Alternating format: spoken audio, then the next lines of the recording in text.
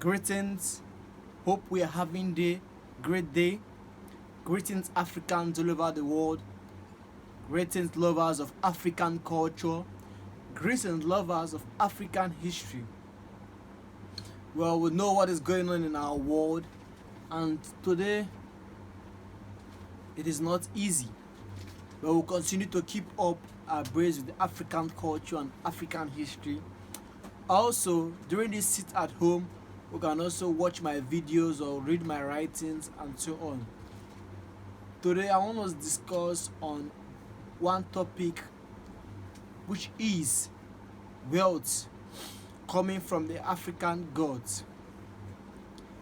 However, it is often stated that where does wealth come from? Where do we get our wealth from? Is our wealth from our human efforts, or from where? This is one question that has bothered the African mind, that has bothered various lovers of African history. In various African societies, it is believed that wealth is from the supernatural. Wealth is from the divine. The divine gives wealth, and wealth is not mainly from just our individual efforts, but rather there has to be a collaboration with the divine. That is why in most African societies, it is believed that if the divine does not have an affair or have a hand in your dealings in life, the person becomes unproductive.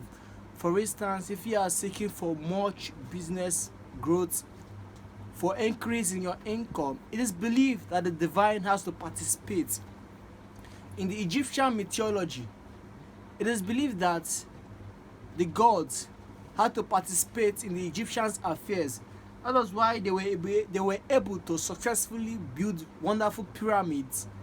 Coming to Kenya, it's also believed that the divine was responsible or is responsible for the successes in having good children and healthy children, or rather in the Maasai people, they're having good sporting activities and having success and having much cows and having much material acquisitions.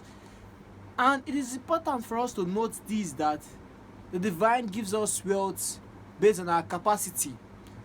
In the African society, your wealth does not come by your efforts, but rather your wealth comes if the divine knows that you will use that wealth to the greater use of the people.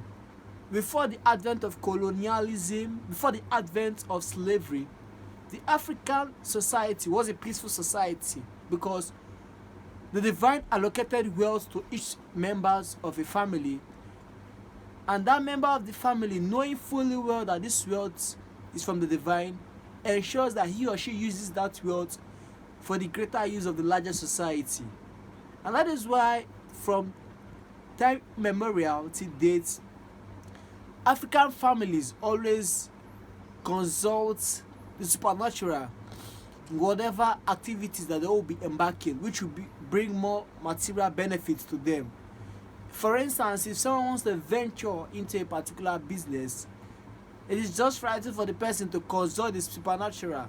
Like the Yorubas, they consult the Ifa priest. The Ifa priest gives them direction on how they can go about their business, if they are to carry out certain actions so that the business will flourish. So my main point of discussing this day is that for us to know that Africans are of the belief that the supernatural, that is the supreme being, has to participate in the human activity for there to be wealth. And if there is no participation, then wealth becomes null and void. Thanks so much.